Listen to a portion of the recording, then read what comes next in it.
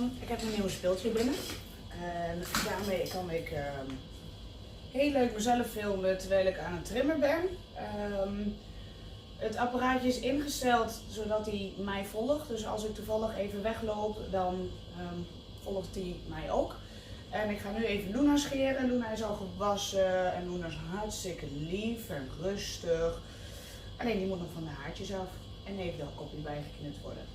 Dus dat ga ik nu doen. Wacht, ga ik zo lekker. Ja, dan ga ik zo lekker. En dit is mijn eerste testvideo met Pivo. Oh, en in de tussentijd, zie, daar ging mijn hand. Kijk, dit gebeurt dus als ik wegga. Zie, hij volgt mij. Hartstikke leuk natuurlijk. Kan ook gebruikt worden met hondjes om die straks nog te gaan. Maar goed. Ik luister graag boeken naar, terwijl ik aan het werk ben. Dus dat ga ik nu ook gewoon doen. Ik ga nu gewoon mijn boek aanzetten en dan ga ik lekker aan het werk. En nou ja, dan zien we wel wat er gebeurt. Ja, ik wil graag een kusje van jou. Graag een kusje van jou. Oh, dat is lief. The other day I threw a big barbecue at my house and invited 100 of my closest friends. These types of gatherings aren't unusual. My brother-in-law Carthew and I have been barbecuing for years, and my skills have earned me the nickname from my African-American friends, the Jackie Robinson of barbecue. I crossed the color line. At this particular barbecue, the conversation turned to the great rapper Nas.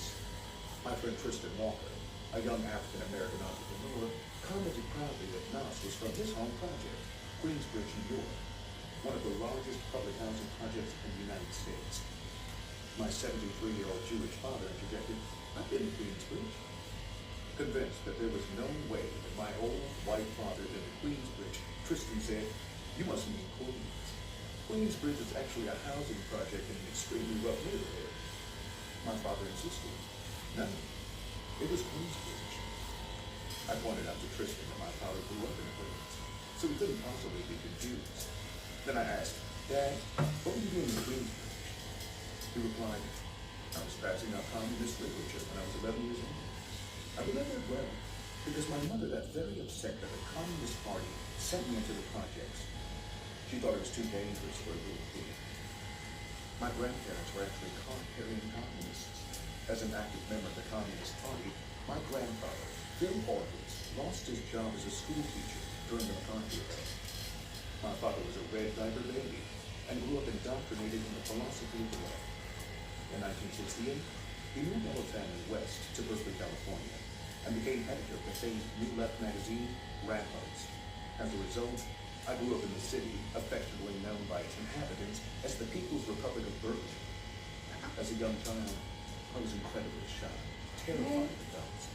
When my mother dropped me off at nursery school for the first time, I began to cry. The teacher told my mother to just leave, while reassuring her that crying was common among nursery school children. But when Alyssa Horowitz returned 3 hours later, she found me soaking wet and still crying. The teacher explained that I hadn't stopped, and now my clothes were drenched as a result. I got kicked out of nursery school that day. If my mother had been the most patient person in the world, I might never have gone to school. When everybody around her recommended psychiatric treatment, she was patient, willing to wait until I got comfortable with the wait, no matter how long it took. When I was 5 years old, we moved from a one-bedroom house on Grand Avenue, which became far too small for a 6-person family, to a larger one on Bonita Avenue. Bonita was middle-class burglar, which means something a bit different from what one finds in most middle-class neighborhoods. The block was a collection of hippies, crazy people, lower-class people working hard to move up, and upper-class people taking enough drugs to move down. One day, one of my older brother Jonathan's friends, Roger, not his real name, was over at our house. Roger pointed to an African-American kid down the block who was riding in a red wagon. Roger dared me, "Go down the street, tell that kid to give you his wagon, and if he says anything, spit in his face and call him a nigger." A few days of quiet verification. First, we were in Berkeley, so that was not common language. In fact, I never heard the word nigger before, and didn't know what it meant, though I guessed it wasn't a compliment. Second, Roger wasn't racist, and he wasn't raised in a bad home. His father was a Berkeley professor, and both his parents were some of the nicest people in the world. But we later found out that Roger suffered from schizophrenia, and his dark side wanted to see it funny. Roger's commands put me in a difficult situation. I was terrified of Roger. I thought that he would surely give me a severe beating if I didn't follow his instructions. On the other hand, I was terrified of asking for the wagon. Hell, I was terrified of everything. I was much too scared of Roger to stay where I was, so I began walking down the block toward the other kid. The distance was probably 30 yards, but it felt like 30 miles. When I finally got there, I could barely move. I did not know what to say, so I just opened my mouth and started talking. "Can I ride in your wagon?" is what came out. Joel Clark Jr. said, "Sure." When I turned to see what Roger would do, he was gone. Apparently his line side had taken over and he'd moved on to something else. Joel and I went on to play all day that day, and we've been best friends ever since. 18 years later, he would be the best man at my wedding. Until now, I've never told that story to anyone, but it shaped my life. It taught me that being scared didn't mean I was gutless. What I did mattered and would determine whether I would be a hero or a coward. I've often thought back on that day, realizing that if I'd done what Roger told me to do, I would never have met my best friend. That experience also taught me not to judge things by their surfaces. Until you make the effort to get to know someone or something, you don't know anything.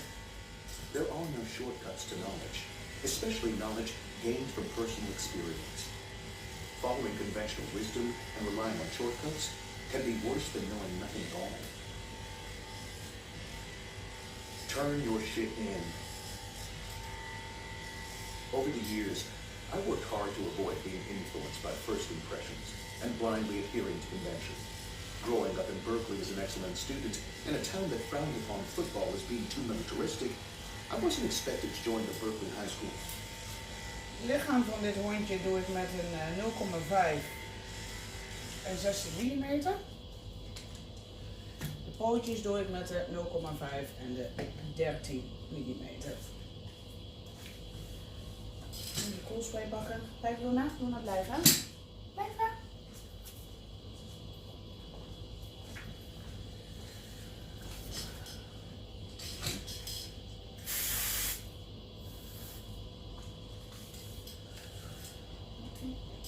Zit je nou op mijn 13? Hoi.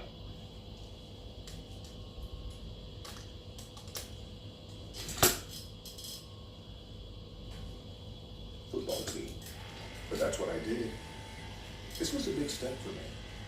I had not played in any of the Pee Wee football leagues, so it was my first exposure to the sport. Nonetheless, those earlier lessons in dealing with fear helped me tremendously. In high school football, being able to handle fear is 75% of the game. I will never forget the first team meeting with head coach Chico Mendoza. Coach Mendoza was a tough old guy who had played college football at Texas Christian University, home of the mighty Horned Frogs. Coach Mendoza began his opening speech. "Some of you guys will come out here and you just won't be serious. You'll get here and start shooting your shit, talking shit, bullshitting, not doing shit, and just want to look good in football shit. If you do that, then you know what? Turn your shit in." He went on to elaborate on what was unacceptable. Come late to practice? Turn your shit in. Don't want to hit? Turn your shit in. Walk on the grass? Turn your shit in. Call me Chico? Turn your shit in. It was the most intense, hilarious, poetic speech I'd ever heard. I loved it. I couldn't wait to get home and tell my mother. She was horrified, but I still loved it. Hou eens even op. In retrospect, it was my first lesson in leadership. Former Secretary of State Colin Powell says that leadership is the ability to get someone to follow you, even if only out of curiosity. I was certainly curious to see what Coach Mendoza would say next. I was the only kid on the football team who was also in the highest academic track in math, so my teammates and I didn't see each other in many classes. As a result, I ended up moving in multiple social circles and hanging out with kids with very different outlooks on the world. It amazed me how a diverse perspective utterly changed the meaning of every significant event in the world. For instance, When Run DMC's Hard Times album came Luna, out, klaar. with its relentless bass drum, it sent an earthquake through the football team. But not even a ripple through my calculus class. Ronald Reagan's Strategic Defense Initiative was considered an outrage among young scientists due to its questionable technical foundation. But those aspects went unnoticed at football practice. Looking at the world through such different prisms helped me separate facts from perception. This ability would serve me incredibly well later, when I became an entrepreneur and CEO. In particularly dire circumstances, when the facts seemed to dictate a certain outcome, I learned to look for alternative narratives and explanations coming from radically different perspectives to inform my outlook. The simple existence of an alternate, plausible scenario is often all that's needed to keep hope alive among a worried workforce. Luna. Blind date. In the summer of 1986, I'd finished my sophomore year of college at Columbia University, and I was staying with my father, who was now living in Los Angeles. I had been set up on a blind date by my friend and high school football teammate, Claude Shaw. Claude and I got ready for the double date with his girlfriend, Jackie Williams, and my date, Felicia Wiley, by preparing an elaborate dinner. We meticulously planned and cooked all day, and had the entire meal, including 4 perfectly presented T-bone steaks, ready at 7 p.m. Date time. But there were no dates. An hour passed, but we didn't get too worked up. Jackie was known for her tardiness, so no worries.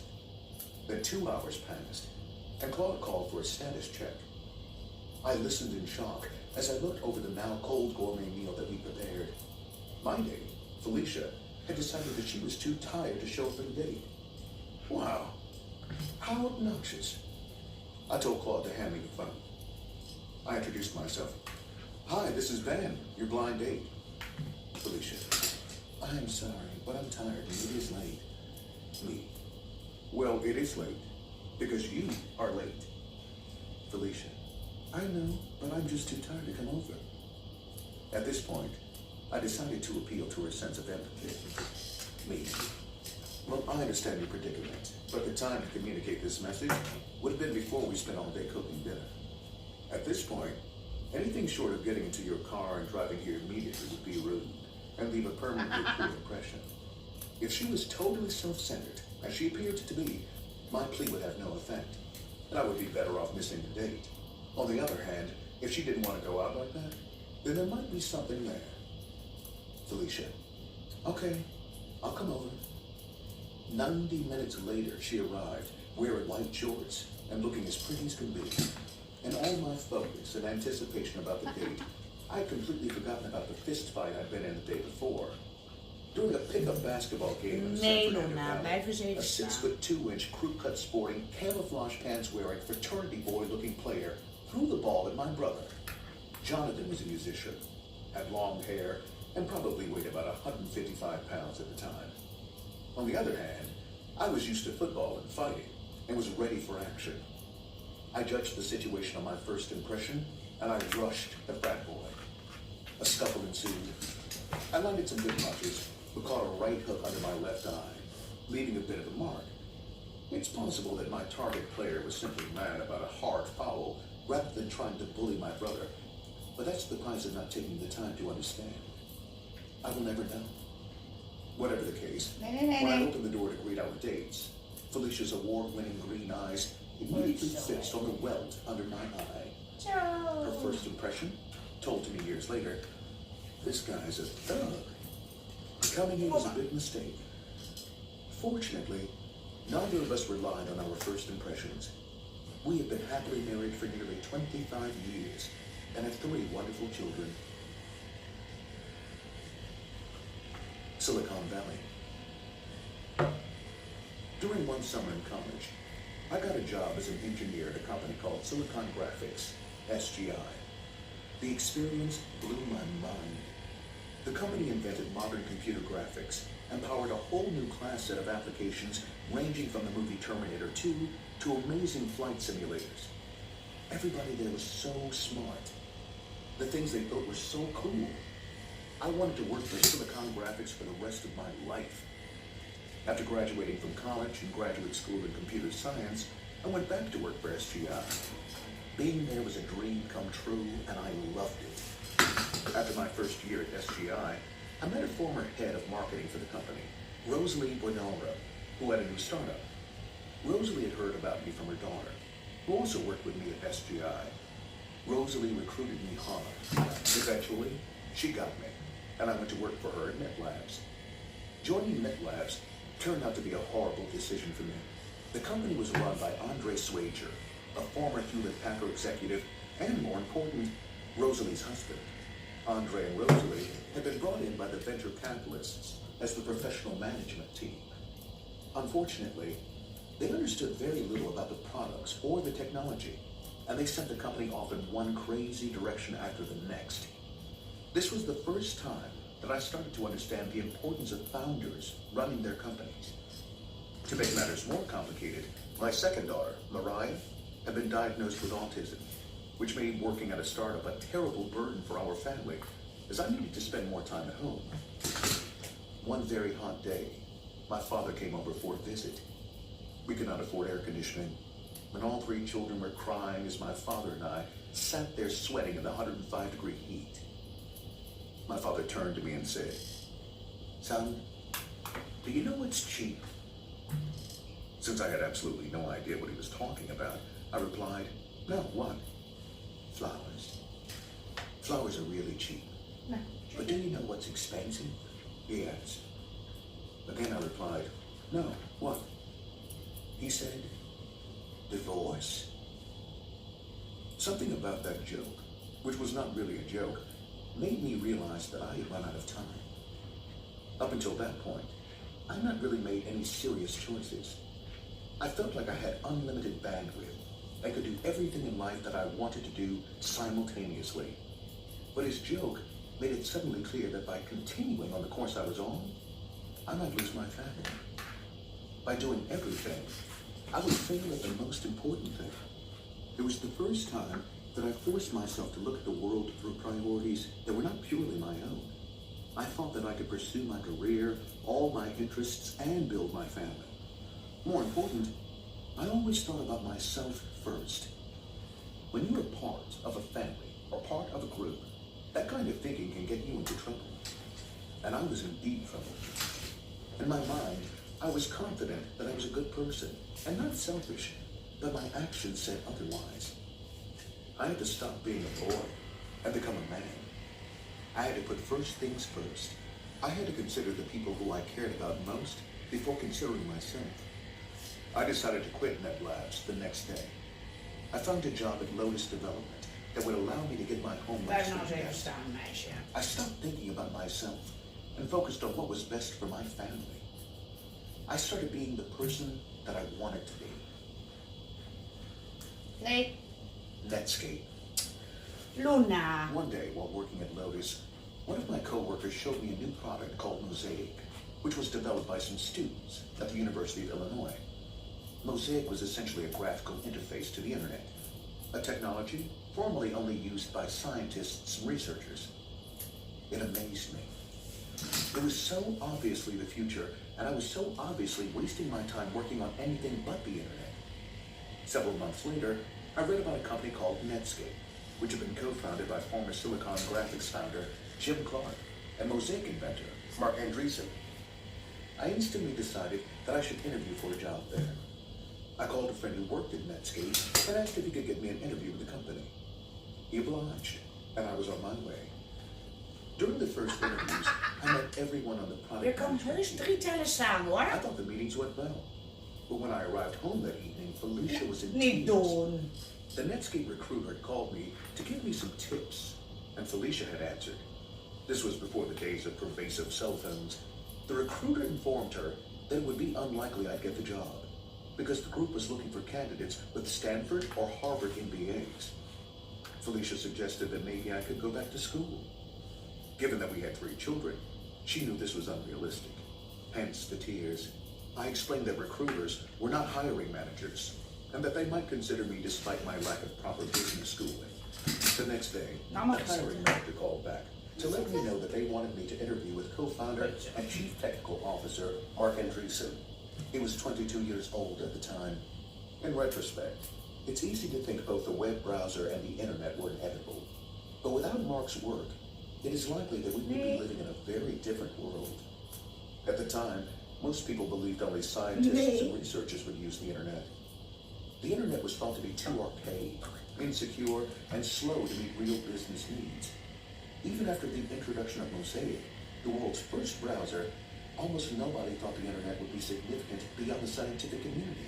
Least of all, the most important technology industry leaders, who were busy building proprietary alternatives, the overwhelming favorites to dominate the race to become the so-called information superhighway, were competing proprietary technologies from industry powerhouses such as Oracle and Microsoft. Their stories captured the imagination of the business press. This was not so illogical, since most companies didn't even run TCP/IP, the software foundation for the internet. They ran proprietary network protocols such as AppleTalk, NetBIOS, and SNA.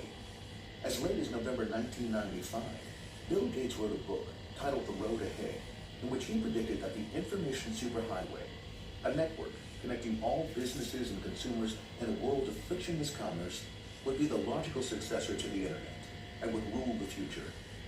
Gates later went back and changed references from the information superhighway to the internet. But that was not his original vision.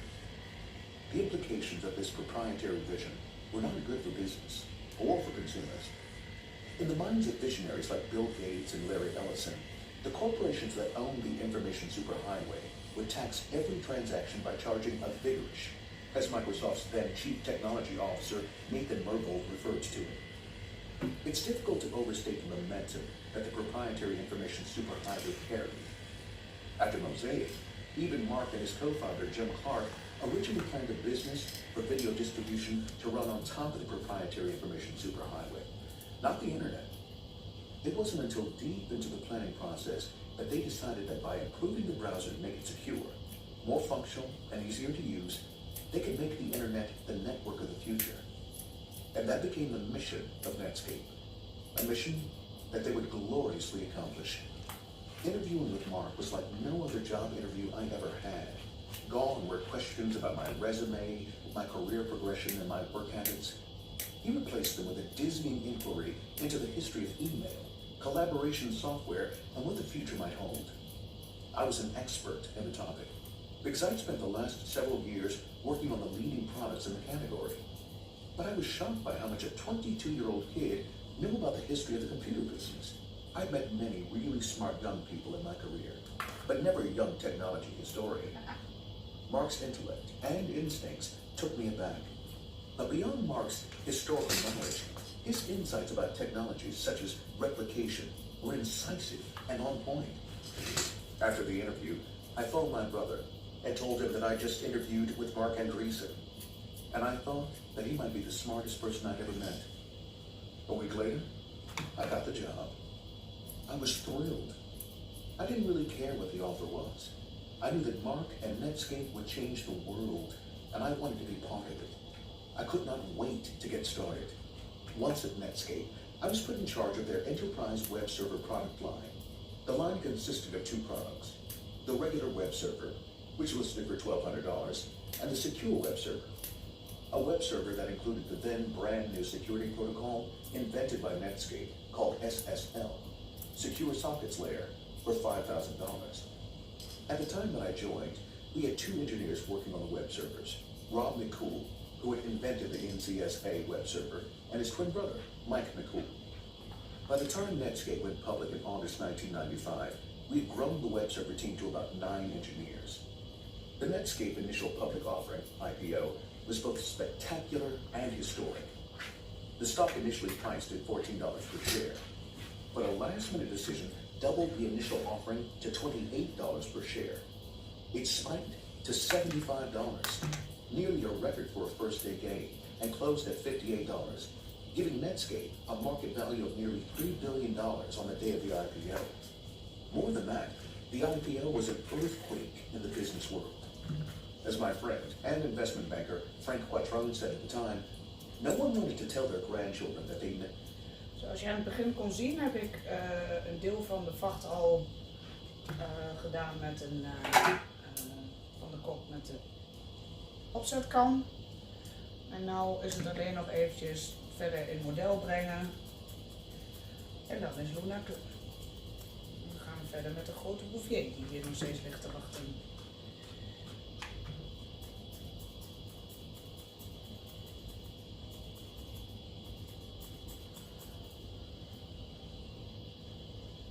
Now on this one. The deal changed everything. Microsoft had been in business for more than a decade before its IPO. We've been alive for 16 months. Companies began to get defined as new economy or as old economy. And the new economy was winning.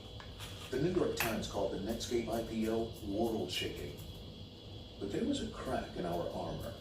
Microsoft announced that it would be bundling its browser, Internet Explorer, with its upcoming breakthrough operating system release, Windows 95, for free. This posed a huge problem to Netscape because nearly all of our revenue came from browser sales, and Microsoft controlled more than 90% of operating systems. Our answer to investors, we would make our money on web servers. 2 months later, we got our hands on an early release of Microsoft's upcoming web server, Internet Information Server, IIS. We deconstructed IIS and found that it had every feature that we had, including the security in our high-end product, and was 5 times faster. Uh-oh. I figured that we had about 5 months before Microsoft released IIS to solve the problem, or else we would be toast. In the old economy, product cycles typically took 18 months to complete. So this was an exceptionally short time frame, even in the new economy. So I went to see our department head, Mike Homer. With the possible exception of Mark, Mike Homer was the most significant creative force behind Netscape. More important, the worse the situation became, the stronger Mike would get. During particularly brutal competitive attacks, most executives would run from the press. Mike, on the other hand, was always front and center. When Microsoft created its famous embrace and expand strategy, a dramatic pivot to attack Netscape, Mike took every phone call. Sometimes even talking to 2 reporters at once with a phone in each hand. He was the ultimate warrior. Mike and I spent the next several months developing a comprehensive answer to Microsoft's threat.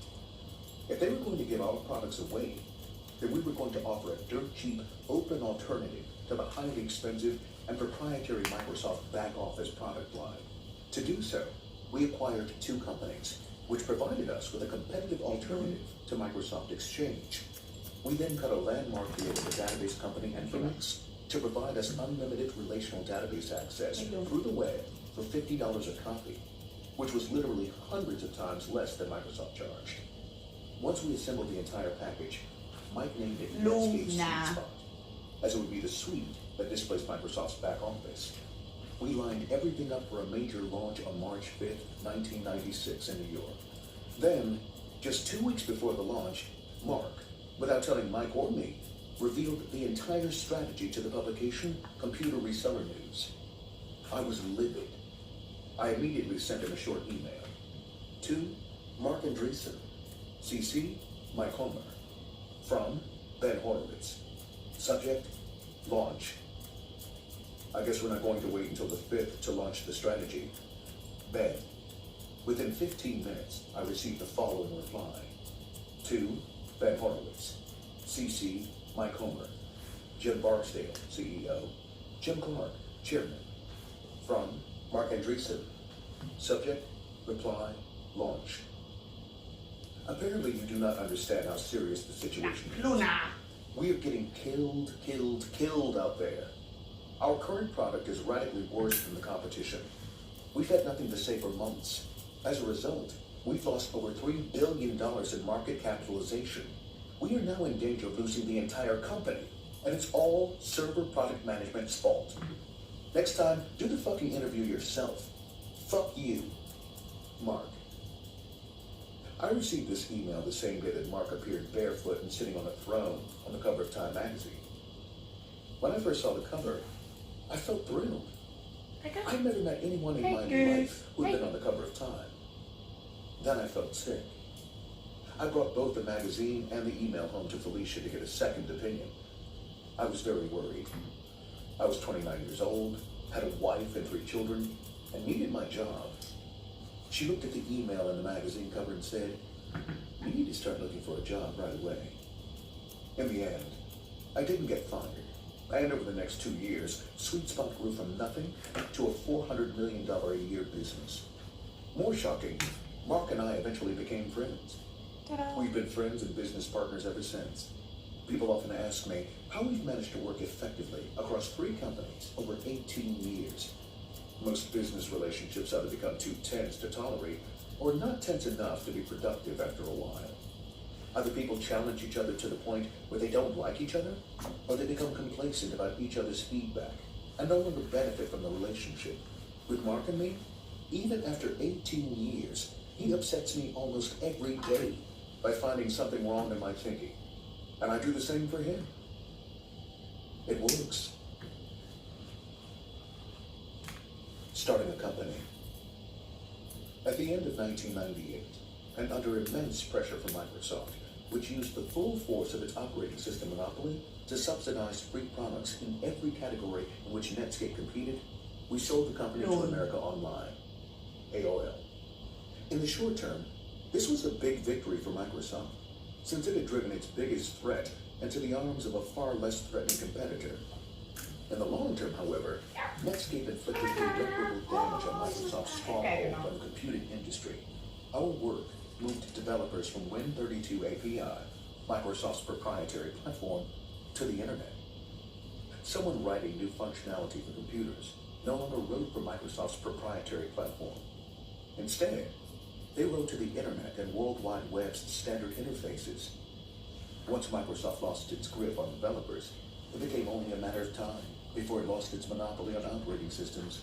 Along the way, Netscape invented many of the foundational technologies of the modern internet, including JavaScript, SSL, and cookies. Once inside AOL, I was assigned to run the e-commerce platform, and Mark became the Chief Technology Officer. After a few months, it became apparent to both of us that AOL saw itself as more of a media company than a technology company. Technology enabled great new media projects, but the strategy was a media strategy, and the top executive, Bob Pittman, was a genius media executive. Media companies focused on things like creating great stories, whereas technology companies focused on creating a better way of doing things. We began to think about new ideas and about forming a new company. In the process, we added 2 other potential co-founders to the discussion. Dr. Timothy Howes was co-inventor of the Lightweight Directory Access Protocol, LDAP, a masterful simplification of its Byzantine X.500 predecessor. We hired Tim in Netscape in 1996, and together we successfully made LDAP the Internet Directory standard. To this day, if a program is interested in information about a person, it accesses that information via LDAP. The 4th member of our team was N.C. Reed, who had co-founded an application server company called Kiva Systems, which Netscape had acquired. He had been acting as CTO of the e-commerce division that I ran, and, in particular, worked closely with the partner companies in making sure that they could handle the AOL scale. As we discussed ideas, NC complained that every time we tried to connect an AOL partner on the AOL e-commerce platform, the partner's site would crash because it couldn't handle the traffic load. Deploying software to scale to millions of users was totally different from making it work for thousands, and it was extremely common. Nou, dit was... waar ben ik? Dit was het filmen van Luna. Ik hoop dat jullie het leuk vonden, een beetje meekijken hoe ik een hondje wat korter scheer. Ze is niet heel kort, maar wel kort. Dan ga ik nu verder met de Bouvier.